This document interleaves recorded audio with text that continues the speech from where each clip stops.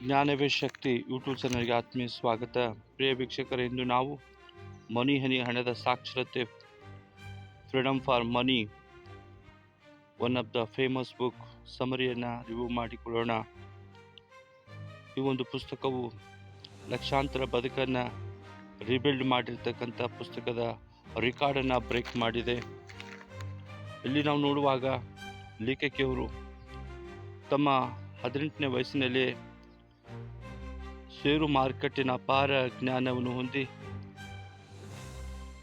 ತಮ್ಮ ಇಳಿ ವಯಸ್ಸಿನಲ್ಲಿ ಹೂಡಿಕೆಯನ್ನು ಮಾಡಲು ಪ್ರಾರಂಭಿಸಿದರು. ಉನ್ನತವಾದ ವಿದ್ಯಾಭ್ಯಾಸವು ತಾವೇ ಸ್ವತಃ ಎಲ್ಲ ಖರ್ಚನ್ನು ನೋಡಿಕೊಂಡು ತಮ್ಮ ಉನ್ನತ ವ್ಯಾಸಂಗವನ್ನು ಮಾಡಿ ಮುಗಿಸಿದರು. ಇದ್ರ ಮೂಲಕವಾಗಿ ನಾವು ತಿಳಿದುಕೊಳ್ಳಬೇಕೇನೆಂದರೆ, ಅವರಲ್ಲಿರ್ತಕ್ಕಂಥ ಹಣಕಾಸಿನ ಒಂದು ಉಳಿತಾಯ, ಅಲ್ಲಿರ್ತಕ್ಕಂಥ ಆಪ್ತ ಸಲಹೆಗಳು ಮತ್ತು ಅವರಿಗಿರುವ ಆಸಕ್ತಿಯನ್ನು ಈ ಪುಸ್ತಕದಲ್ಲಿ ನಾವು ತಿಳಿದುಕೊಳ್ಳಬೇಕಾಗಿದೆ. ಶ್ರೇಷ್ಠ ಅಮೆರಿಕದ ತಜ್ಞರಲ್ಲಿ ಹಣಕಾಸಿನ ತಜ್ಞರಾದ ಒಬ್ಬರು ಹೀಗೆ ಹೇಳಿದ್ದಾರೆ: ನಾವು ನಮ್ಮ ಜೀವನದಲ್ಲಿ ಅನವಶ್ಯಕ ವಸ್ತುಗಳನ್ನು ಪಡೆದುಕೊಂಡರೆ ಮುಂದೆ ಒಂದು ದಿನ ಅವಶ್ಯಕ ವಸ್ತುಗಳಿಗಾಗಿ ನಾವು ಸಾಲ ಮಾಡಬೇಕಾಗುತ್ತದೆ ಎಂಬುದಾಗಿ. ಹೌದು, ಮನುಷ್ಯನ ಆಸೆಗಳಿಗೆ ತುಮಿತಿಗಳಿಲ್ಲ. ನಾವು ನಮ್ಮ ಜೀವಿತದಲ್ಲಿ ಉಳಿತಾಯ ಚೌಕಟ್ಟನ್ನು ಮಾಡಿ ನಮಗೆ ಬೇಕಾಗಿರುವ ಮತ್ತು ಬೇಡವಾಗಿರುವ ಖರ್ಚು ವೆಚ್ಚಗಳನ್ನು ಒಂದು ಶೆಡ್ಯೂಲ್ ಲಿಸ್ಟನ್ನು ಮಾಡಿ, ಬಜೆಟನ್ನು ಮಾಡಿ ನಾವು ಹಣವನ್ನು ಉಳಿಸಬೇಕಾಗಿದೆ. ಲೇಖಕರು ಈ ಪುಸ್ತಕದಲ್ಲಿ 7 ಸರಳ ಮಾರ್ಗಗಳನ್ನು ತಿಳಿಸಿರುತ್ತಾರೆ. ಹಣ ಉಳಿಸಲು 7 ಸರಳ ಮಾರ್ಗಗಳು ಯಾವ್ಯಾವು ಅಂತಂದರೆ, ಒಂದನೇದಾಗಿ ಉಳಿತಾಯ, ಎರಡನೇದಾಗಿ ಸಾಲ, ಮೂರನೇದಾಗಿ ನಿಮ್ಮ ಹಣವನ್ನು ನೀವು ಉಳಿತಾಯ ಮಾಡಿ, ನಾಲ್ಕನೇದಾಗಿ ಖರ್ಚು ಮತ್ತು ವೆಚ್ಚ, ಐದನೇದು ತೆರಿಗೆ, ಆರನೇದಾಗಿ ಸುದೀರ್ಘವಾದ ಮನಿ ಉಳಿತಾಯ ಮಾಡಬೇಕು, ಏಳನೇದಾಗಿ ನಿವೃತ್ತಿ ಜೀವನಕ್ಕೆ ಹಣವನ್ನು ಉಳಿತಾಯ ಮಾಡಬೇಕು ಎಂಬುದಾಗಿ. ಒಂದನೇದಾಗಿ ಉಳಿತಾಯ ಅನ್ನೋ ವಿಷಯದಲ್ಲಿ ನಾವು ನೋಡುವಾಗ, ಮನಿ ಹನಿ ಪುಸ್ತಕದಲ್ಲಿ ಲೇಖಕಿಯವರು ಜೇನು ಸಿದ್ಧವಾಗಬೇಕಾದರೆ ಒಂದು ಸಣ್ಣ ಪ್ರಮಾಣದ ಹನಿ ಲಕ್ಷಾಂತರ ಜೇನು ನೊಣಗಳು ಸೇರಿ ರುಚಿಕರವಾದ ಜೇನು ತಯಾರಿಸುತ್ತವೆ. ಹಾಗೆಯೇ ಜೇನು ಮಾಡುವ ರೀತಿಯಿಂದ ನಾವು ನಮ್ಮ ಹಣದ ಉಳಿತಾಯವನ್ನು ನಾವು ಮಾಡಬೇಕಾಗಿದೆ. ಒಟ್ಟಾರೆ ಜೇನು ಒಂದೇ ದಿನದಲ್ಲಿ ತಯಾರಾಗುವುದಿಲ್ಲ. ಡೇ ಬೈ ಡೇ, ದಿನ ಒಂದು ದಿನ ಜೇನು ಸಿದ್ಧವಾಗಿರುತ್ತದೆ. ಹಾಗೆ ನಾವು ಹಣವನ್ನು ಹಿಂದೆ ಉಳಿತಾಯ ಮಾಡುವುದಾದರೆ ಒಂದು ದಿನ ಜೇನಿನ ಹಾಗೆ ಮನಿಯನ್ನು ನಾವು ಪಡೆದುಕೊಳ್ಳಬಹುದು. ಉದಾಹರಣೆಗಾಗಿ ನಾವು ಉಳಿತಾಯ ಮಾಡ್ತಕ್ಕಂಥ ಮಾರ್ಗವನ್ನು ಸರಳವಾದ ರೀತಿಯಲ್ಲಿ ಲೇಖಕಿಯವರು ನಮಗೆ ಈ ವಿಡಿಯೋದಲ್ಲಿ ತಿಳಿಸಿಕೊಡುವರಾಗಿದ್ದಾರೆ. ಫಾರ್ ಎಕ್ಸಾಂಪಲ್ ಆಗಿ, ಒಬ್ಬ ಮನುಷ್ಯನಿಗೆ ತಿಂಗಳಿನ ಆದಾಯ 30,000 ರೂಪಾಯಿ ಇದೆ ಎಂದು ತಿಳಿದುಕೊಳ್ಳೋಣ. ಆದರೆ ನಾವು ಯಾವ ರೀತಿ ಉಳಿತಾಯ ಮಾಡಬೇಕು ಅನ್ನೋ ವಿಷಯದಲ್ಲಿ ನಾವು ಮೊದಲೇ ಖರ್ಚಿನ ವಿವರವನ್ನು ಲಿಸ್ಟನ್ನು ಸಿದ್ಧರಾಗಿ ಮಾಡಿಕೊಳ್ಳಬೇಕು. ಈ 30,000 ಆದಾಯದಲ್ಲಿ ಮನೆ ಖರ್ಚಿಗಾಗಿ 10,000 ತೆಗೆದರೆ, ಸ್ಕೂಲ್ ಫೀ 5,000 ತೆಗೆದರೆ, water bill 2,000, current bill 1,500, LPG cylinder 1,500, vehicle fee ಮತ್ತು 3,000. ಹೀಗೆ ನಾವು ಖರ್ಚಿಗಾಗಿ ಮೊದಲೇ ನಾವು ಆದಾಯ ಬರೋದಕ್ಕಿಂತ ಮುಂಚೆನೆ ಬೇಕಾಗಿರುವ ಮತ್ತು ಬೇಡವಾಗಿರ್ತಕ್ಕಂಥ ಅನವಶ್ಯಕ ಮತ್ತು ಅವಶ್ಯಕವಾಗಿರುವ ವೆಚ್ಚಗಳನ್ನು ನಾವು ಮೊದಲು ಪಟ್ಟಿಯನ್ನು ಸಿದ್ಧ ಮಾಡಬೇಕು. ನಮಗಿರುವ ಮೂಲ ಆದಾಯ 30,000. ಇದನ್ನು ನಾವು ಒಟ್ಟು ಖರ್ಚನ್ನು ನಾವು ಲೆಕ್ಕಿಸುವುದಾದರೆ, ಆ್ಯಡ್ ಮಾಡುವುದಾದರೆ 23,000 ರೂಪಾಯಿ ಆಯಿತು. ನಮಗಿರುವ ವೇತನದಲ್ಲಿ 30,000ದಲ್ಲಿ 23,000 ಕಳೆಯುವುದಾದರೆ, ವೆಚ್ಚವನ್ನು ನಾವು ಕಳೆಯುವುದಾದರೆ 7,000 ರೂಪಾಯಿ ಉಳಿತಾಯವಾಗಿರುತ್ತದೆ. ಇದನ್ನೇ ಲೇಖಕಿಯವರು ಗೋಲ್ಡನ್ ನಂಬರ್ ಎಂಬುದಾಗಿ ಕರೆಯುತ್ತಾರೆ.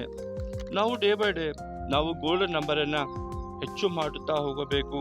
ನಾವು ಖರ್ಚು ಮಾಡುವ ರೂಪಾಯಿ ಮೊದಲು ಒಂದು ಬಜೆಟ್ ಪಟ್ಟಿಯನ್ನು ತಯಾರು ಮಾಡಿ, ನಮಗೆ ಬೇಕಾಗಿರುವ ಬೇಡವಾಗಿರುವ ಎಲ್ಲ ರೀತಿಯ ವಸ್ತುಗಳನ್ನು ಪರಿಶೀಲಿಸಿ ನೋಡಿ ಖರ್ಚು ಮಾಡಬೇಕು ಎಂಬುದಾಗಿ. ಇನ್ನೂ ಉಳಿತಾಯ ಮಾಡಬಹುದು. ಹೀಗೆ ಮಾಡುವುದಾದರೆ ನಾವು ಇನ್ನೂ ಜಾಸ್ತಿನೇ ಉಳಿತಾಯ ಮಾಡಬಹುದು ಎಂಬುದಾಗಿ. ನಾಳಿನ ಭವಿಷ್ಯಕ್ಕಾಗಿ ನಮ್ಮ ಕುಟುಂಬದ ಅಭಿವೃದ್ಧಿಗೆ ನಾವು ಹಣವನ್ನು ಉಳಿತಾಯ ಮಾಡಬೇಕಾಗಿದೆ. ಎರಡನೇದಾಗಿ ಸಾಲ. ಒಂದು ಗಾದೆ ಮಾತಿದೆ, ನಮ್ಮಲ್ಲಿ ಅನೇಕ ಜನರು ಸೋಕಿ ಜೀವನವನ್ನು ನಡೆಸಲು ಸಾಲ ಮಾಡುತ್ತಿದ್ದಾರೆ. ಒಂದು ಸಲ ಸಾಲದಲ್ಲಿ ಮಾಡುವುದಾದರೆ ಹೊರಬರಲು ಬಹಳ ಕಷ್ಟಕರವಾಗಿದೆ. ಜೀವನ ಆಡಂಬರವಾಗಿದೆ. ಅದಕ್ಕೋಸ್ಕರ ಅಚ್ಚುಕಟ್ಟಾದ ಜೀವನವನ್ನು ಮಾಡಿದಾಗ ನಾವು ಹಣವನ್ನು ಉಳಿತಾಯ ಮಾಡಬಹುದು. ಬಹಳ ಜನರು ಡೆಬಿಟ್ ಕಾರ್ಡ್ ಮೂಲಕವಾಗಿ, ಕ್ರೆಡಿಟ್ ಕಾರ್ಡ್ ಮೂಲಕವಾಗಿ ಅನೇಕ ವಸ್ತುಗಳನ್ನು ಖರೀದಿ ಮಾಡುತ್ತಾರೆ. ಆದರೆ ಕೊನೆಯದಾಗಿ ಅವರು ಹಣವನ್ನು EMI ಮೂಲಕವಾಗಿ ಭರಿಸಲು ಸಾಧ್ಯವಾಗದೆ ಎಷ್ಟೋ ಜನ ಕಷ್ಟದಲ್ಲಿ ಒಳಪಡ್ತಿದ್ದಾರೆ. ಮೂಲದಾಗಿ ನೋಡುವಾಗ ನಿಮ್ಮ ಹಣವು ನೀವು ಉಳಿತಾಯ ಮಾಡಬೇಕು. ಒಂದನೇದಾಗಿ ಹಣ ಹೂಡಿಕೆ ವಿಷಯದಲ್ಲಿ ಜ್ಞಾನ ತಂದುಕೊಂಡು ನಿಮ್ಮ ಹಣವನ್ನು ಶೇರ್ ಮಾರ್ಕೆಟ್ ಮೂಲಕವಾಗಿ ಅಥವಾ ಮ್ಯೂಚುವಲ್ ಫಂಡ್ ಮೂಲಕವಾಗಿ ಸುದೀರ್ಘವಾದ ಸಮಯದಿಂದ ನಾವು ಹಣವನ್ನು ಉಳಿತಾಯ ಮಾಡಬಹುದು. ಹಣವನ್ನು ಉಳಿತಾಯ ಮಾಡುವುದು ಮನಸ್ಸು ಬೇಕಾಗಿದೆ. ಅದು ಒಂದು ಮ್ಯಾಜಿಕ್ ಅಲ್ಲ. ಹಣವನ್ನು ನಾವು ಉಳಿತಾಯ ಮಾಡುವಾಗ ಅದನ್ನು ಯಾವ ರೀತಿ ಉಳಿಸಿಕೊಳ್ಳಬೇಕು, ಹಣ ನಮಗೆ ನಮ್ಮಲ್ಲಿಗೆ ಹೇಗೆ ಬರ್ತಾ ಇದೆ ಮತ್ತು ಯಾವ ರೀತಿ ಖರ್ಚಾಗುತ್ತಾ ಇದೆ, ಖರ್ಚಿನ ವಿಷಯದಲ್ಲಿ ನಾವು ತಿಳಿದುಕೊಳ್ಳುವುದಾದರೆ ನಾವು ನಮ್ಮ ಹಣವನ್ನು ಹೂಡಿಕೆ ಮಾಡಿ ಅಪಾರವಾದ ಹಣವನ್ನು ಉಳಿತಾಯ ಮಾಡಬಹುದು. ಮತ್ತು ನಾಲ್ಕನೇದಾಗಿ ನೋಡುವಾಗ ಖರ್ಚು ಮತ್ತು ವೆಚ್ಚ. ನಮಗಿರುವ ಖರ್ಚು ವೆಚ್ಚದ ಪಟ್ಟಿ ಮಾಡಬೇಕು. ಆದಾಯ ಬರುವ ಮೊದಲು ಲಿಸ್ಟನ್ನು ತಯಾರು ಮಾಡಿ ಅನಗತ್ಯ ಖರ್ಚಿಗೆ ಕಡಿವಾಣ ಹಾಕಬೇಕು. ಹಣ ಉಳಿತಾಯ ಮಾಡಬಹುದು. ನಾವು ಹಣದ ಖರ್ಚು ಮಾಡುವ ಮೊದಲು ಯೋಚಿಸಿ ಖರ್ಚು ಮಾಡಬೇಕು ಎನ್ನುತ್ತಾರೆ ಲೇಖಕಿ. ನಮ್ಮ ಬಳಿಯಲ್ಲಿರುವುದು ರೂಪಾಯಿ ಯಾವ ಕಡೆಗೆ ಹೋಗುತ್ತದೆ ಎಂಬುದಾಗಿ ಪ್ರಜ್ಞಾನ ನಮಗೆ ಬರಬೇಕಾಗಿದೆ ಎಂಬುದಾಗಿ. ಐದನೇದಾಗಿ ಟ್ಯಾಕ್ಸಸ್, ತೆರಿಗೆ ವಿಷಯದಲ್ಲಿ ಪರಿಪೂರ್ಣವಾದ ಜ್ಞಾನ ತಂದುಕೊಂಡು ನಾವು ನಮ್ಮ ಆದಾಯಗಳಲ್ಲಿ ಪೂರ್ಣ ರೀತಿಯಲ್ಲಿ ಟ್ಯಾಕ್ಸ್ ಪೇ ಮಾಡಬೇಕು. ಈ ಟರ್ನ್ ಪೇಮೆಂಟ್ ವಿಷಯದಲ್ಲಿ ನಮಗೆ ಪರಿಪೂರ್ಣವಾದ ಜ್ಞಾನವನ್ನು ನಾವು ತೆಗೆದುಕೊಂಡು ನಾವು ಆದಾಯದಲ್ಲಿ ಟ್ಯಾಕ್ಸನ್ನು ಕಟ್ಟಬೇಕು ಎಂಬುದಾಗಿ ಲೇಖಕರು ಹೇಳುತ್ತಾರೆ.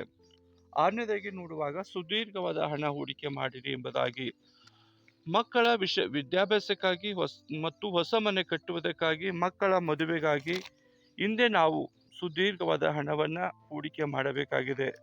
ನಮ್ಮ ಹಣವು ಎಲ್ಲಿ ಹೂಡಿಕೆ ಮಾಡಬೇಕು, ಎಲ್ಲಿ ಹೂಡಿಕೆ ಮಾಡಿದರೆ ನಮಗೆ ಒಳ್ಳೆಯದು ಎನ್ನೋ ಪರಿಜ್ಞಾನ ನಮಗೆ ಬರಬೇಕಾಗಿದೆ. ಹೂಡಿಕೆ ಮಾಡ್ತಕ್ಕಂಥ ನಾವು ಅನೇಕ ರೀತಿಯಲ್ಲಿ ನಾವು ಹಣವನ್ನು ಇನ್ವೆಸ್ಟ್ಮೆಂಟ್ ಮಾಡಬಹುದಾಗಿದೆ. ಹಣದಿಂದ ನಾವು ಎಲ್ಲವನ್ನು ಪರ್ಚೇಸನ್ನು ಮಾಡ್ಬೋದು. ಆದರೆ ಷೇರು ಮಾರ್ಕೆಟಿನ ವಿಷಯದಲ್ಲಿ ಪರಿಪೂರ್ಣವಾದ ಜ್ಞಾನ ತೆಗೆದುಕೊಳ್ಳಬೇಕು. ಶೇರ್ ಮಾರ್ಕೆಟ್ ಅಪ್ ಡೌನ್ ವಿಷಯದಲ್ಲೂ ನಮಗೆ ಜ್ಞಾನವನ್ನು ತೆಗೆದುಕೊಂಡು ತಾಳ್ಮೆಯಿಂದ ನಮಗಿರಬೇಕು. ನಾವು ಮನೆ ಕಟ್ಟಲು ಸಹಾಯಕವಾಗಿ ಹೂಡಿಕೆ ಮಾಡುವುದರಲ್ಲಿ ತಾಳ್ಮೆ ನಮಗಿರಬೇಕು ಎಂಬುದಾಗಿ ಲೇಖಕರು ಹೇಳುತ್ತಾರೆ. ನಿವೃತ್ತಿ ಜೀವನಕ್ಕಾಗಿ ಹಣ ಉಳಿತಾಯ ಮಾಡಬೇಕು ಎಂಬುದಾಗಿ. ನಮ್ಮಲ್ಲಿ ಶಕ್ತಿ ಇರುವವರೆಗೂ ರೂಪಾಯಿ ಸಂಪಾದನೆ ಮಾಡಬಹುದು. ವಯಸ್ಸು ಕಳೆದಂತೆ ಸಮಸ್ಯೆಗಳು ಹೆಚ್ಚಾಗುತ್ತಾ ಹೋಗುತ್ತವೆ. ಆದ್ದರಿಂದ ಮುಂದಿನ ನಿವೃತ್ತಿ ಜೀವನಕ್ಕೆ ಅನುಕೂಲವಾಗಲು ಸಹ ಇಂದು ನಾವು ಉಳಿತಾಯ ಮಾಡಬೇಕಾಗಿದೆ. ಉದಾಹರಣೆಗಾಗಿ ಹೆಲ್ತ್ ಇನ್ಶೂರೆನ್ಸ್ ಮತ್ತು ಲೈಫ್ ಇನ್ಶೂರೆನ್ಸ್ ಎಂಬುದಾಗಿ ಈ ರೀತಿಯಾಗಿ ನಾವು ನಿವೃತ್ತಿ ಜೀವನಕ್ಕೆ ರೂಪಾಯಿನ ಉಳಿತಾಯ ಮಾಡಬಹುದು.